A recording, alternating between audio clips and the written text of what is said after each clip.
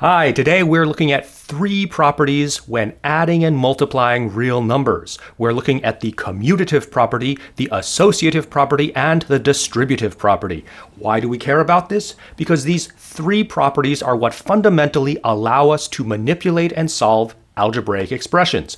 Without these three properties, no algebra. So let's take a look at the first one, the commutative property. What does that mean? Let me give you an example. What if I have a problem that says 4 plus 5, and this equals, well, this equals 9, doesn't it, right? Great, straightforward, not a big deal.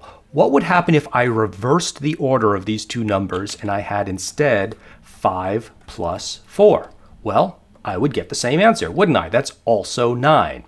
That means that addition is commutative, that the order doesn't matter, okay? That's what the commutative property means. It means that the order of the numbers here does not matter. And that's also going to work for multiplication, isn't it, right? I could do 4 times 5, and that would equal 20. Or I could do 5 times 4, that would also equal 20. All right, so there you go. The order doesn't matter. I can express this in a more general rule if you want. I could say that any A plus B is going to be the same value as any B plus A. So reversing the order here doesn't matter. Addition is commutative. Same thing for multiplication. A times B is going to give the same answer as B times A. The order doesn't matter. That's the commutative property. Let's take a look at the associative property next. So what is the associative property about? Let me give you an example. What if we have 3 plus 4 in parentheses and then plus 5? Okay, let's evaluate this expression. We're going to do 3 plus 4 first because they're in the parentheses. So that equals 7. 7 plus 5 is going to equal 12. Okay, great. Straightforward. Now, what if instead of doing 3 plus 4 first, we grouped it differently? We grouped the operations so we had 3 plus, and then in parentheses, 4 plus 5. What do we get? Let's try it out. So now 4 plus 5, well, that equals 9. 3 plus 9, well, that's also going to equal 12 again. Okay, so what we see is that with addition, it doesn't really matter how you group the operations together or how you group the numbers together, you're always going to get the same answer. And so that's what the associative property is really about.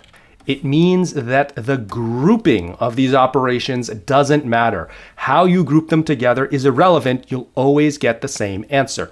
And this also works for multiplication. So what if we had 3 times 4 in parentheses times 5? What do we get here? So 3 times 4 is going to be 12. 12 times 5 is going to be 60.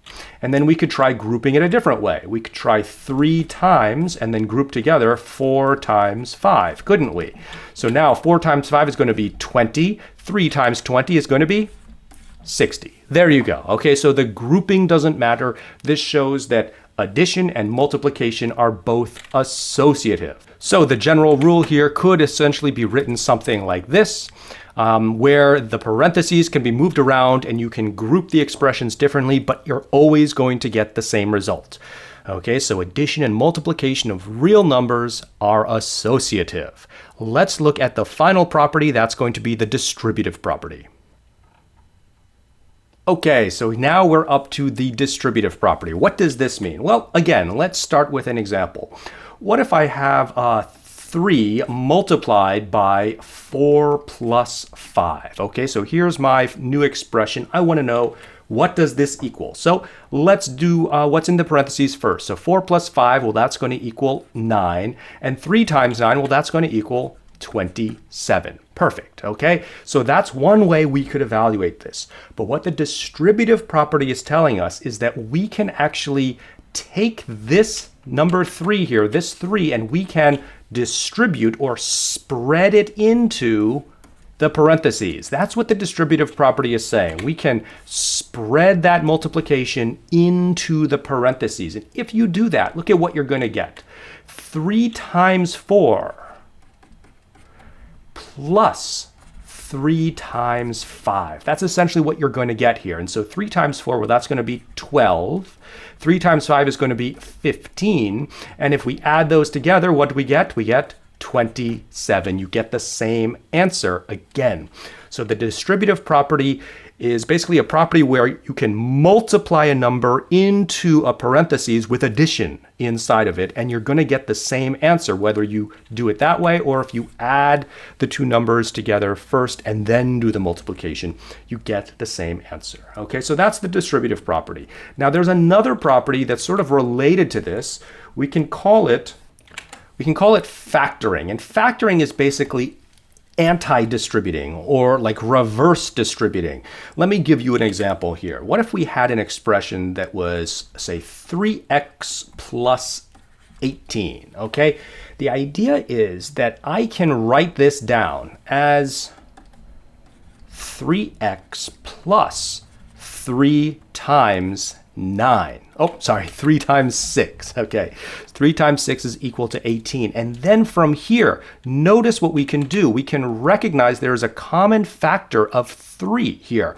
So if we wanted to, we could basically take that out, sort of anti-distribute it out. And if you did that, what would you get? Well, you would get 3 times x plus 6, wouldn't you? So this is showing us that 3 times x plus 6 is the same as 3x plus 18. I've factored out the common factor, right? The common factor here is 3. I've taken it out of both terms, and I'm able to rewrite it just like this. So this is a kind of anti-distributing. You're doing distribution backwards. If we wanted to write a general rule for this, we could have something sort of like this. So essentially, you can have two numbers added together in parentheses, multiplied by something outside. You can distribute that in and get a new expression that is equivalent, or you could do it backwards and you could take the common factor, in this case the factor of a, out, and you would wind up with this expression just like that. Okay, so the distributive property and factoring are basically the same thing, just in different directions. Let's do a little bit of practice. All right, so we've got 4 different practice problems here that we want to rewrite using the given properties. Why don't you pause the video here, give yourself a chance to try this for yourself, and then we'll do it together. Okay, so let's give it a shot here. So x plus 5, if I'm using the commutative property, that tells me the order doesn't matter. That means I could rewrite this as 5 plus x. That would be equivalent. Next one, well, the associative property is telling me that the grouping doesn't matter, so I could group this as 8 times x all times y, and that must be equivalent. The distributive property is all about how I can take this 5 and I can spread it into the parentheses like that. And if I was to do that, I would wind up with 5p plus 5q. Okay, so that must be an equivalent expression. And finally, we are using the distributive property again, but this time to factor out the common factor here. The common factor here is going to be a 9, right? Because I can write this as 9x plus 9 times 2y. And so here we see the common factor is 9, and if I factor that out, what am I going to get? I'm going to get 9 times, in parentheses, x plus 2y. Just like that. And so this is going to be the equivalent expression as what we started with.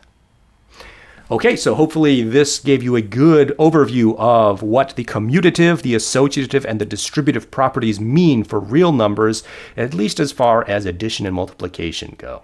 Thanks a lot. I'll see you next time.